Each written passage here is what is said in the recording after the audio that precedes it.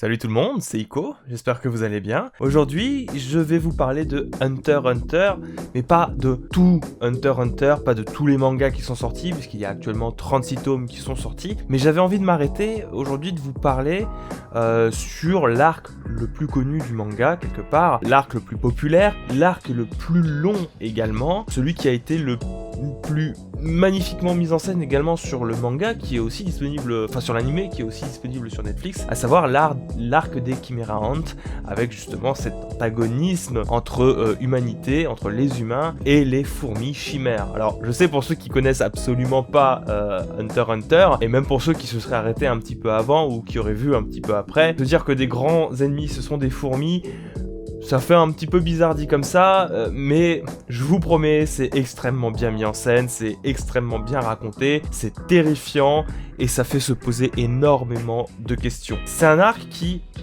en plus d'être en lui-même, est un arc qui, justement, est assez incroyable en termes de mise en scène, en termes de ce que ça raconte. C'est un arc qui, dans le temps, a duré quand même pas mal de temps, parce que déjà ça commence au tome 18, celui-là, donc c'est à peu près vers le milieu de ce tome qu'on a la seconde rencontre entre Gon et Kaito, qui est donc Kaito, celui qui lui a donné envie de partir à l'aventure et de devenir un hunter, et qui va s'achever avec le tome 30, donc beaucoup plus loin quand même, 12 tomes pour raconter 14 du coup, 13 parce que c'est moitié aussi que ça se finit à peu près, voilà. 13 tomes pour raconter un arc, c'est quand même relativement long. Mais c'est pas que ça, parce que 13 tomes, habituellement, avec un rythme de parution tous les 2 mois, on y arrive en 3 ans, admettons. Allez, maximum, 2 ans, 3 ans maximum. Le truc, c'est qu'Hunter x Hunter est réputé pour avoir un rythme de parution qui est très lent, parce que son auteur, Yoshihiro Togashi,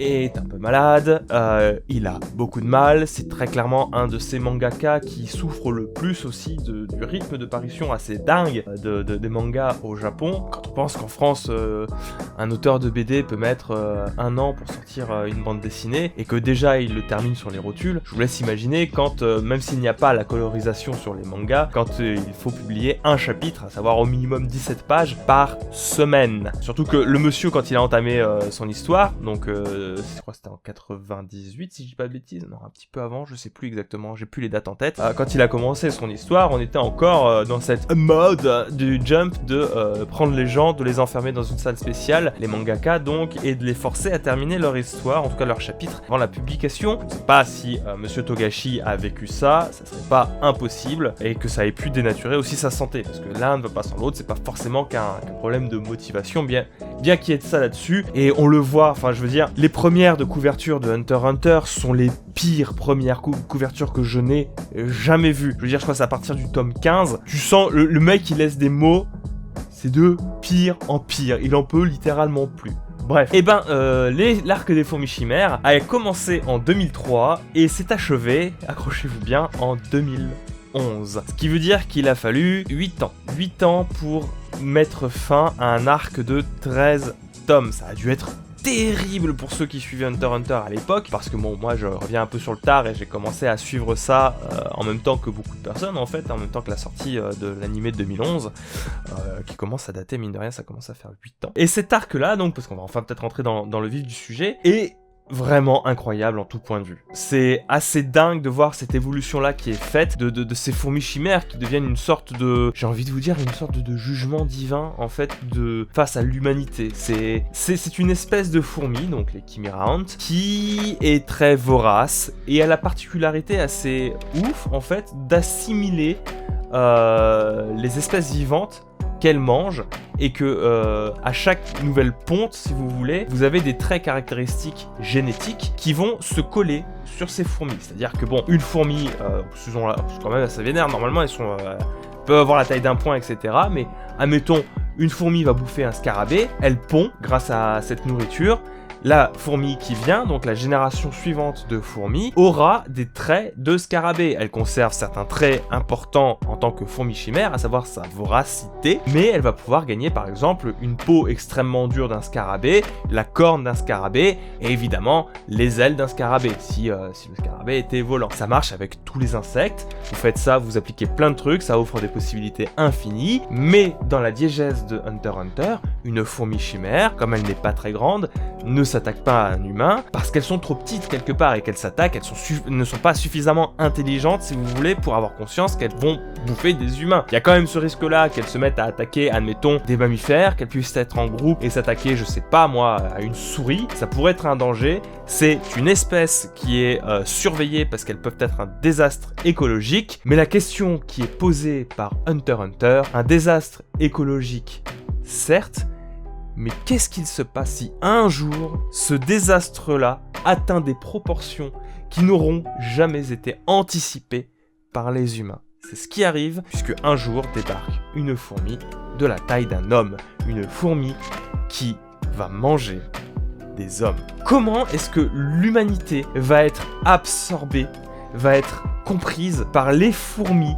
Comment est-ce que ces fourmis, qui sont finalement une espèce extrêmement pure et neuve, puisque jusque-là, elles n'avaient que pour seule réflexion l'intérêt du groupe, l'intérêt de la fourmilière, l'intérêt de la reine également, comment est-ce que ces fourmis vont se mélanger avec ce qu'on considère comme étant l'être le plus malsain, à savoir l'homme. Et tout au long de ce manga, un petit peu moins au début, parce qu'au tout début, on nous présente ces fourmis comme étant vraiment un danger. On parle quand même de plusieurs centaines de milliers de morts pendant tout l'arc des fourmis chimères. C'est un cas extrêmement préoccupant pour les hunters, qui sont un petit peu la force de protection mondiale pour chacun des pays. Comment est-ce que tout ça va pouvoir être vécu, et surtout, comment empêcher l'éradication de l'humanité avant que ne vienne celui qui fait le plus peur à l'humanité, celui qui puisse finalement